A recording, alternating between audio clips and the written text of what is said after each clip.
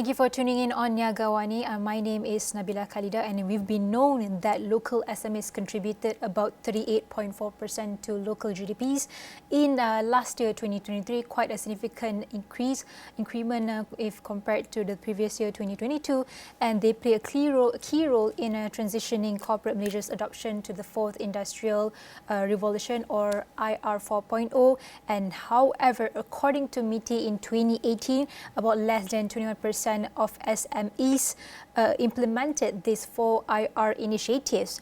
Hence, the government prepared few frameworks on IR 4.0 to prepare these industries towards IR 4.0 and to empower all these SMEs nationwide. So to discuss further on this issue, we have joining me in the studio is Chan Leong, the CEO and also the founder of Skribble in Malaysia. Good morning. Hi, thanks Nabila. Thanks for having me on the show. No problem, and thanks for joining me as well. Perhaps we can start with we know that experts claim that for IR 4.0 they have 3 trademarks, which are quality, speed, and also flexibility. But when we talk about SMEs, especially the micro SMEs, they don't know such things, especially when it comes to technology, IR 4.0. So all these misconceptions, not just technology, we have cloud computing, we have IoT, big data analytics, and when we want to implement this IR 4.0 to its micro SMEs, how is it? How are we going to start? Right. So as you rightly mentioned, the domain between 4th IR and Industrial Revolution is huge. It's almost impossible to expect our local micro SMEs and SMEs to be adept and knowledgeable across the entire domain. So among the smaller businesses, what we always preach for is to get them to start. Because at the end of the day, the lag behind what the corporate has access to versus what the micro SMEs and smaller SMEs has is huge. And we are very lucky because in Malaysia, the corporate scene is very vibrant. So everyone is investing into big corporate solutions, enterprise solutions, and that created a lot of technology providers who are very willing to invest into upgrading their service, increasing headcount, and from the service industry, we see that that has contributed a lot more to employment within that sector. What it means for the industry then is that there's a lot of surplus in terms of ability to deliver. So I might be servicing Petronas, for example, or one of the bigger corporates. But because I already have a workforce that is servicing them, it typically creates excess when I have downtime. So the cost of servicing the SMEs and micro SMEs then become almost negligible or sunk cost. So because of that, what we normally urge the SMEs to look forward to is to put your demand out there, put your wish out there, and you'll be surprised that the cost for you to access it is much cheaper than you expected. And the value you get out of it is going to be tremendous. So the first step is definitely to start in any domain. But we know that it's not easy, especially towards the penjual nasi goreng pula, pisang goreng tepi-tepi jalan tu. We want to make it this as a, how do I say, as a low level of conversation, right? But when it comes to, like I searched just now, the adoption of IR 3.0 pun very low, kan? So when it comes to IR 4.0, lagilah susah, kan? So realistically speaking, how is their capability to adopt this technology? Unfortunately, the reality on the ground today is that the pengetahuan is lacking. There's lacking of knowledge, there's lacking of talent, there's lacking of skill set. So memang difficult for them to adopt IR 3.0, 4.0 or any digital automation or technology services because of the lack of knowledge. The second thing is that not only is it the lacking of knowledge, but also because labor is available at a relatively low cost compared to our neighboring countries. So it almost feels like ala upah je lah orang buat. So it's almost cheaper for you to do it manually rather than to bring in automation process. So I think realistically, for an SME who is looking a little bit further beyond the 1 to 3 years horizon, the value that they will see is that by putting in automation in place, they will remove the headaches that typically come together with manual labor in terms of reliability of resources, cost of hiring, the inefficiency and dependency on human and the people factor. They will start to see value in that. So for SMEs that has that time range in mind, that's looking beyond just a cuba-cuba, beyond just a 3 months thing, and they're really looking to expand the business, I think the first step to starting is by talking to people. Okay. Most of the vendors that we know of, or most of the service providers that we know of, actually are not necessarily looking to sell or close a particular client, because they understand that within the micro SME and the SME segment, it's going to be a slow transition. And a big chunk of the initial stage is actually education. So just by reaching out to people and start asking the right questions, hey, what can I do for my business today? These are the problems I'm having today. What are the solutions that I should be looking at? What are my options? What price do they come in? What do I need to put in place? Just by reaching out to ask these questions, the service providers are more than often willing to share and even guide you through that process. So I think that will be step number one. Okay. Maybe the next step, perhaps we can share the next step, and as well, what are the target? Perhaps to what extent that you can consider, these micro SMEs is on a bigger scale now, can be considered a small SMEs now. Yeah. So once you reach a certain level where you have maybe certain things in already and you are already comfortable with us, you are ready to put in a little bit more budget, you are ready to put in a little bit more time and resources to do it, the next step is to look at the key impact area. So every business will have a different impact area, whether it's functional or administrative. For example, one that every SME typically start with is the financial system or the HR system. And the reason behind that is you can't run away from doing your taxes, you can't run away from tracking your suppliers, invoices, bills, dan sebagainya. So it's important for you to make sure that that's managed. So financial system typically becomes the core requirement. The next step from there is people, because all of them will be hiring people. You need to generate your EA form once a year, you need to be issuing your payslip, you need a way to track attendance and leave, you need to allow people to apply duty. So HR systems then become the second logical step moving forward. But those two would cover a majority of the back-end administrative requirement. Once they have sorted that out, the next step really is the functional requirement. So today, if I'm opening a kedai and I have inventory, so maybe inventory would be the system that you come in to look into next, to make sure that you have better accuracy when it comes to the stock available in your warehouse, making sure that you are able to detect theft and losses a lot easily, knowing what's your cost of inventory, how much value do you actually have in inventory. So that might be a functional requirement. But if you're running a service business, then maybe the tool that you need to bring in is online learning for your team.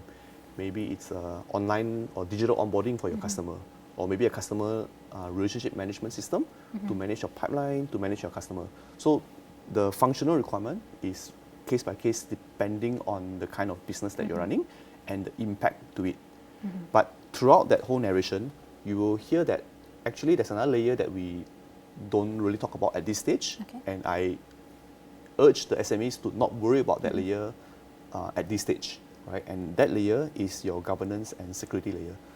One of the biggest concerns that we see, typically older businessmen, is when, where's my data being hosted? Ni simpan kat mana? Is it local? Is it on cloud? Orang lain boleh hack tak? So they are very worried about cyber security. The reality is that most of the SME solutions, or what we call enterprise solution, already has a good enough security built into their system that chances of those things happening is relatively low, which is why we would urge the SMEs and micro SMEs to look for trusted service provider rather than individuals or your budak yang baru grad to build your systems for them, because the enterprise grade security is typically not considered. But if you're approaching any typical business service provider, generally speaking, that security and governance layer, it's PDPA, cybersecurity, firewall, that layer would have been considered or thought for you. So that's a layer that you don't have to worry about. Yeah. But you mentioned about diversity in SMEs, and should we use the same strategy and solutions towards all SMEs, or we have to have customized towards from different micro lain, small lain, from when it comes to solution strategies? But like you mentioned earlier, there's about data security. When there are sellers out there, SMEs out there are still worrying about day-to-day sales instead of thinking about security data and maybe inventories. So what's your thoughts on that? So I think every segment definitely requires a slightly different approach to solve. For bigger SMEs where they have more to lose, they have a bigger inventory, but also means that they have a bigger budget and bigger resources, they can typically afford a different range of solutions. So their strategy can be a lot more long-term and can be a lot more structured. Whereas for smaller SMEs, I think they don't want to inbuild too much inflexibility in their business. So katakan I'm running a business today, the moment I start using one particular system, I'm stuck with that system. If I want to migrate to another solution, if I want to change my solution, it becomes a big hassle. And smaller companies typically don't want to do that. Yep. So we need a different strategy and different approach to cater to that audience, so that by the time they pick the solution, it's something that can last them through the short term. And like you accurately pointed, most of the time, the first few functional solutions that they want to put in place is typically sales related. Because the question that a lot of them is asking, and a lot of them should be asking, is how is this going to increase my revenue? Will this get me more customers? Is it going to help me increase the price point of servicing? Is it going to bring down my cost of servicing? And am I going to be able to make more revenue overall through these solutions? One example behind that is your loyalty system. So a lot of customers, or a lot of businesses will be thinking, oh bagus lah kalau I ada loyalty system, my customer can collect point. Even if a penjaja pun, actually they are doing that manually, right? If you look at the familiar face yang datang your gerai setiap pagi, I guarantee you his price is going to be a bit cheaper than the stranger's face that I saw for the first time, right? So they are already indirectly giving a little bit of a discount, a little bit of a loyalty reward to that customer. So for businesses that can afford a loyalty system, the question that they always ask is then, okay, kalau I have this loyalty system in place, how much more revenue am I going to get? Because I'm giving loyalty back to the customers, right? So then you have to start to think about, okay, with the loyalty program, how is it able to bring in more customers and increase the frequency of that customer? So net, does it actually increase your total revenue? I see. Yeah, so I think the questions that they are asking today, which is accurate, is, how is this going to increase my revenue? And if the answer is that maybe, ataupun likely, then it's something that is worth trying. Daripada something that is like totally no value to that business. But I think the answer that you gave just now is about the long-term return on investments. Yeah. What about the short-term? Let's say the penjaja asks, okay, so if I switch or switch to IR 4.0, what can I get now? Like now, what can I get the advantages? Right. So I think the first thing that they'll immediately see is that the elimination of dependencies on people. And I think technology and automation at the core of it is to reduce human error. So contohnya, if you're penjaja today and you are monitoring your CCTV, you probably need a security guard to take care of your stock, take care of your warehouse, or you're doing that yourself, right? By putting in a CCTV in place, putting in an IoT to trigger whenever there's a break-in, whenever someone buka the pintu out of the normal working hours, immediately you can see that as a business owner, you dah tak perlu monitor your own kedai. Even simple things like time-saving automation, what time your lampu buka, what time your lampu tutup, it will help them save costs so that they tak terlupa untuk tutup lampu. And then they don't have to have more people on the ground just to buka tutup lampu. So all these are things that they can immediately see. And maybe 5 years ago, these are solutions that are a little bit more expensive, maybe they can't afford it. But today, these solutions are almost comparable to conventional solution. So the cost saving there is almost immediate. Yeah. But it sounds easy. Perhaps to all the penjaja, it's very costly. The resources is the main issue. So how can you tell to them that this thing can be solved and can be helped? So the first thing I would say to that is that we have to make sure that we are surrounding or have the industry needs to have trusted, reliable service provider.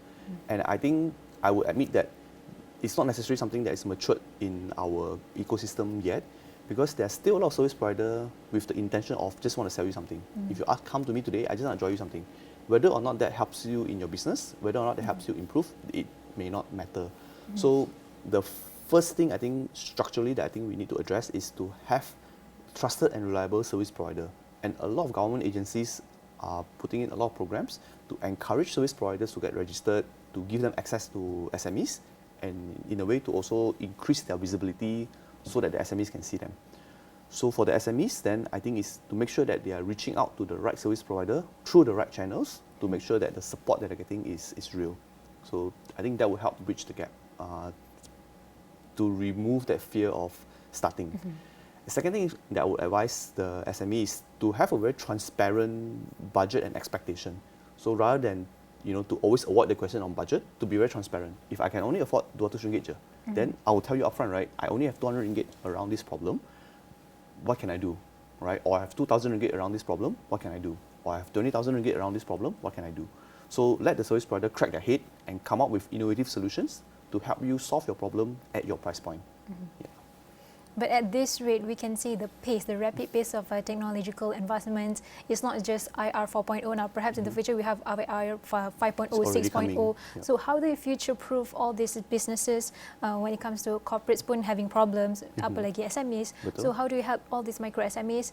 How do I say adapt with all this rapid pace of technological investments and help them to sustain in the industry? So I think the answer to that really has to do with more macro rather than the individual SMEs. So think about it in this way, right? If we are looking into the next phase of development or the next leap in technology advancement, today if I'm a penjaja, if I'm selling pisang goreng, I'm selling nasi lemak, if I buka, Bazaar Ramadan, there's nothing I can do to shift that macro. I can't slow down that transition. I also can't affect the number of talent that's available out there for me to hire and approach. I also can't suddenly grow the number of service provider to serve people like myself. So as an individual, there's very little thing that I can do to affect change. So at a structural level, we need the different layers to come in and do their thing. So from an education point of view, we need to make sure that our education infrastructure and our education system is pushing for more future-proof students and talents. At a corporate level, I think the corporate has a social responsibility to make sure that they are also upskilling their talent. So by the time the talent leaves the corporate side, they are already better equipped to run their own business, to support other businesses. Third, at the government support layer, which we see a lot, there's already a lot of incentive being put in place to make sure that people are encouraged to move from the primary industry to secondary, tertiary, and mainly tech industry. So all this has to come in play together to affect that change. But all is not gloom and loss, right? So today, if I'm a single penjaja, maybe I can't affect change, but a community of us can. So if I'm in that community today, I think one big driver for them is to be able to come together and start to leverage on the group size. And today, maybe if I engage a service provider, for him to come all the way to Kuala Terengganu to serve my one business, macam tak berbaloi. But if I have 200 of us together, suddenly it makes sense for a web developer to come and build 200 websites. Suddenly it makes sense for the WhatsApp provider to come and help us with 200 WhatsApp automation or Shopee automation or TikTok automation. So it makes sense for the service provider to penetrate them. Because as an individual, maybe the size of my business is too small, tapi collectively, the size of our business is big enough. And I think that's the beauty of the SME landscape in Malaysia. But that's on the seller or business owner side. But when it comes to consumers itself, are they ready to employ this or accept and adapt this IR formula? 100%. So if you look at consumers today, even in the suburbans and rural areas, they are very, very exposed. The biggest user or consumer of social media is actually everyone, not just in urban population, but throughout the whole country. So when you look at e-wallet adoption, maybe it's still slow in rural areas, but you can see the penetration getting further and faster. So I think from the consumer side, they are very ready. The consumers today are better exposed to the different options through TikTok and social media and their own travel. They have seen, how China has basically digitized the entire ecosystem. They've seen how even countries like Thailand has digitized their ecosystem. Even Indonesia and Jakarta has digitized their ecosystem. So people who are traveling abroad or seeing things online, they are already familiar with what is to come. So I think the consumer readiness is there. They are waiting for the businesses or SMEs to provide these facilities for them to enjoy. Perhaps you can share maybe one or two success story from your side, from Skribble that has helped to evolve perhaps or grow in the business. So I'll give you one example of a flower retailer business. So they import flowers from other countries, Thailand, India, and so on, and then they resell to businesses in Malaysia. So, and mainly focusing on the prayer market, right, or the religious market. So it's for temple goers, people who go and pray. So before pandemic, they were heavily reliant on foreign workers. to pack, to ship, to deliver, to fulfill, even to take order and collect money. What they realize from there is that although the cost of labor is very cheap, it's extremely unreliable. There's a lot of fraud cases within it, there's a lot of dishonesty within it, stock selalu tak tally, bayaran selalu tak kutip, and then it became a very human-dependent business because the business owner himself can't possibly service 300 clients. And on top of that, the staffing becomes very unreliable. Orang datang lambat, cuti, just hang around for OT. So it creates a lot of people issue around it. When we came in to them, the first thing that we did is surprisingly nothing to do with technology. Actually, the first thing we come to them is mindset. In order for the organization to sort of take one step forward, the mindset of everyone has to be aligned. So in terms of priorities, we align with the business owner to say, okay, our priority here is to maintain or grow your sales, but at the same time, reducing dependency on reducing the human errors, right? So once we have that alignment, we need to translate that down to the working level as well to say, hey, we're not here to remove anyone, but we're here to make your work easier. So for those who memang bukannya sengaja nak salah kira stock or salah deliver, it's an honest mistake. So what can we do to empower you to reduce those errors? Once we get that understanding and alignment at the working level, then it's very easy to implement solution. So when we start putting a little bit of intelligence modeling around which customers to serve, what jalan should they use to optimize their track, so that they don't waste time in traffic jam, where are the areas of concentration yang ramai penjaja that they can serve. So the moment we put a little bit of intelligence in place, suddenly they realize that, oh, sebenarnya all this technology is helping me optimize my journey. Now I make more commission because I'm able to serve more shops in one trip. I'm able to sell more flowers. I tak terlupa order yang orang dah order, and then I tak salah order, so it reduced my return rate as well. So all these little things, even for an uneducated or illiterate driver, they can see value because they can see at the end of the day, my commission is bertambah, my take-home salary dah naik. So I think that's an example where putting in technology in place immediately translates to value. But the caveat is, it has to start from the mindset and alignment between the business owner and the working level. Part of it is the productivity as well of the workers. 100%. And perhaps before we end this discussion, how do you see the adoption trends in Malaysia, perhaps in the region? How are we comparing Malaysia with other countries in the region, especially for SMEs, not the corporates? Right. Specifically within the SME segment, I think that there's two big groups. The first group are actually the urban sellers. And honestly, within the urban sellers, the adoption of technology is pretty fast. We can see that a lot of the urban brands, SMEs, they are already promoting themselves on TikTok. They are already promoting themselves on social media channels. They have that POS system in place to take e-payment. They have a WhatsApp group, a Telegram group. They have a distribution system. Most of them also have simple financial system in place. And we are talking about really small SMEs. So within the urban area, I think the availability of information and availability of solution and the accessibility to that, cukup, right? They are doing it quite well. And I think we are probably on par or ahead comparing to our neighboring countries, except Singapore, right? For the rural areas, unfortunately, I think there's a lot more that can be done for them. Just in terms of infrastructure and availability of solution, it's still very, very poor. Infrastructure in the sense that you can't go into IoT if internet connection pun tak stable. Betul.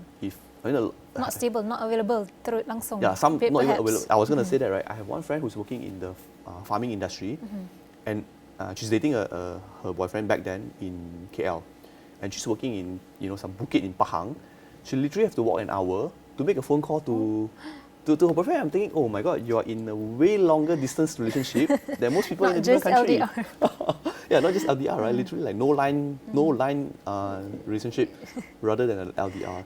So when we talk about that farm, for example, it's impossible to install any sort of IoT solutions on that farm, even if the farmer can afford it, even if he's willing to pay for it, even if he's willing to do it, because the infrastructure just isn't there. So at the infrastructure layer, I think there's definitely a lot that we can do to roll out better infrastructure across the country. And I know there's a bigger macro at play, right? It's not as easy as petik jari, tiba-tiba everyone ada 4G, right? So I think that has to be addressed. And number two, we need to be able to groom even more SMEs in the service area or in the service provider line to serve them. So a lot of the solutions today are very concentrated in Penang, KL, and Johor and JB, right? So for all the states in between, unfortunately, they don't have good, reliable service provider. So in order for us to allow the adoption, we need the service provider to be there. So a lot of government programs I can see is already targeting the micro SMEs. A lot of the ESG program, tech program is targeting the rural areas, and I think that's a good step, good first step. And I hope that that translates to more SME businesses to support other SME businesses in those areas as well. But under Skribble itself, ada berapa rural areas punya business?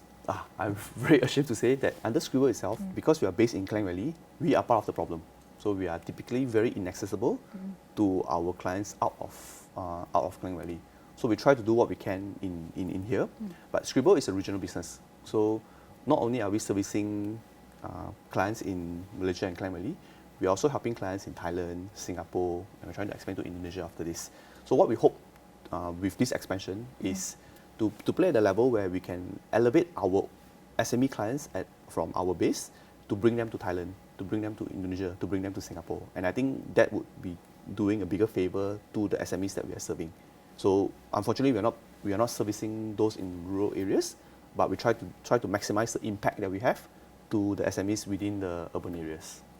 Amazing. Basically, what Chan Leong said is the concept of Industry 4.0 is essential for industry, especially SMEs, and it already has a massive impact on the world's economy. And this way, it's fair to conclude that SMEs has a future, bright future, when they grasp the technological investments or technological like IR 4.0, like we mentioned just now earlier, but obviously it doesn't happen overnight, and the transition to a new technological order does not depend on a single enterprise, but the whole ecosystem itself. But I would like to say thank you to Chan Leong, CEO and founder of Skribble Malaysia. Thank you for joining us in the studio. Perhaps we can have another conversation in the near future. So thank you again, and the whole conversation can be found on astro1.com and whole social media platforms.